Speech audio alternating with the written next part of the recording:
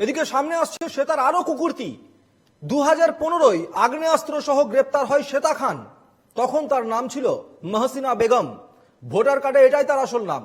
আপনাদের জানিয়ে রাখি আরো একবার, শ্বেতা খান তার আসল নাম, ভোটার কার্ডে মহসিনা বেগম। অপরাধীদের সঙ্গেও ছিল ওঠা বসা। শ্বশুর বাড়ির সম্পত্তি দখলে গুন্ডা ব্যবহারের অভিযোগ উঠছে। গুন্ডা দিয়ে গুলি চালানোর অভিযোগ শ্বেতার বিরুদ্ধে। কিন্তু আগ্নেয়াস্ত্র পেল কোথায় শ্বেতা? যার প্রভাবশালী তথ্য সামনে আসছে, এত আপার লেভেলে ওঠা বসার তথ্য সামনে আসছে, একাধিক কেস চলার পরও বহাল তবিয়তে ঘুরে বেড়ানো, হুমকি দেওয়ার অভিযোগ উঠছে, সেই শ্বেতার কাছে আগ্নেয়াস্ত্র যোগও সামনে আসছে।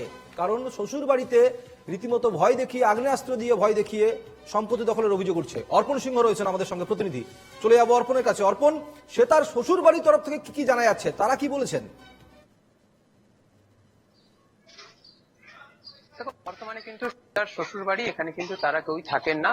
তবে যেটা জানা যাচ্ছে যে প্রায় 2015 সাল, সেই সময় যে ঝামেলা হয়েছিল, অর্থাৎ শ্বশুর বাড়ির যে সম্পত্তি, সেই সম্পত্তি কিন্তু নেওয়ার জন্য যে সমস্যার জন্য তারা কিন্তু যে হয়েছিলেন, অর্থাৎ যে সম্মুখীন হয়েছিল, সেটি তার মধ্যে কিন্তু পরিষ্কারভাবে জানা যায় যে ওই যে তিনি, অর্থাৎ শ্বেতা খান, তিনি কিন্তু আগ্নেয়াস্ত্র নিয়ে তিনি নাকি এসেছিলেন। তবে এখানকার যারা স্থানীয় তাদের সঙ্গে কথা বলে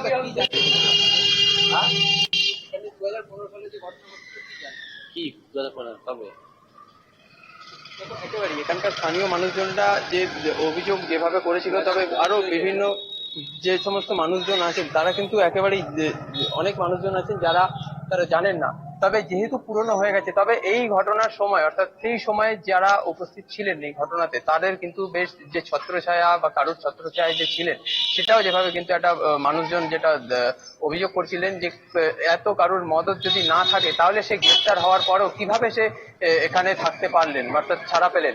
তো এই বিষয় নিয়ে যেভাবে ধোঁয়াশা এবং পাশাপাশি বিভিন্ন অভিযোগ তার নামে আসছিল, এবং সেই সময় তার যে নাম ছিল মহসিনা বেগম, অর্থাৎ সেই সময় যে নাম, অর্থাৎ এখনকার সময় কিন্তু তার নাম পুরোপুরি ভাবে কিন্তু পরিবর্তিত রয়েছে। এখন তাকে কিন্তু ফুলটুসি নামেই এলাকার মানুষজন চেনে। তবে পুরো বিষয়টি কিন্তু পুলিশের আওতায় রয়েছে, এবং পুলিশ কিন্তু অর্পণ, এখানে একটা প্রশ্ন আসে, 2015 সালে যখন এই ঘটনাটা ঘটেছিল, রীতিমতো আগ্নেয়াস্ত্র নিয়ে গিয়ে দাপাদাপি, হুমকি দেওয়া, গুন্ডা নিয়ে ভয় দেখানো, তখন পুলিশে কোনো কিছু অভিযোগ দায়ের হয়নি? দেখো, সেই সময় অভিযোগ দায়ের হয়েছিল, তবে সেই অভিযোগের ভিত্তিতে কিন্তু পুলিশ তাকে গ্রেপ্তারও করেছিল। তবে কিছুদিন পর তাকে কিন্তু আবার ছেড়ে দেওয়া হয়। তবে সেই সময় কার মদতে ছাড়া পেয়েছিল সেটা যেভাবে স্থানীয়রা অভিযোগ করছিলেন, এবং পাশাপাশি এখনকার সময় যে ঘটনা ঘটেছে, অর্থাৎ যে তরুণী, অর্থাৎ সোদপুরের ওই তরুণীকে যে মাথার চুল কেটে দেওয়া থেকে শুরু করে আরো নৃশংসভাবে অত্যাচার করা হয়েছিল, সেই অত্যাচারের ভিত্তিতে কিন্তু পুলিশ যখন তদন্তে নামে, তার কিন্তু একাধিক কুকীর্তির কথা কিন্তু সামনে উঠে আসে। যেমন শ্বশুর বাড়ির কথা, শ্বশুর বাড়িতে তার সম্পত্তি দখল করার জন্য বাইরে থেকে ভাড়াটে গুন্ডাকে নিয়ে গিয়ে তার আগ্নেয়াস্ত্র দেখিয়ে কিন্তু সেই বাড়িতে কিন্তু লুটপাট চালিয়েছিল, এমনটাও কিন্তু অভিযোগ পাওয়া গেছে। এবং পাশাপাশি যে তার হাতে যে আগ্নেয়াস্ত্র ছিল, সেই আগ্নেয়াস্ত্র পুলিশ কিন্তু সেই সময় আগ্নেয়াস্ত্রটি কিন্তু রিকভারি করে নেওয়া হয়েছিল, এবং তাকেও কিন্তু গ্রেপ্তার করা হয়েছিল। তবে তারপরেও সে কিভাবে ছাড়া পেয়েছিল, যেভাবে প্রশ্ন উঠে এসেছিল, সেই প্রশ্নতেও কিন্তু কারোর কোনো মদত আছে কিনা, এটাও কিন্তু একটা বড় একটা প্রশ্ন এই স্থানীয়দের মধ্যে। ধন্যবাদ অর্পণ।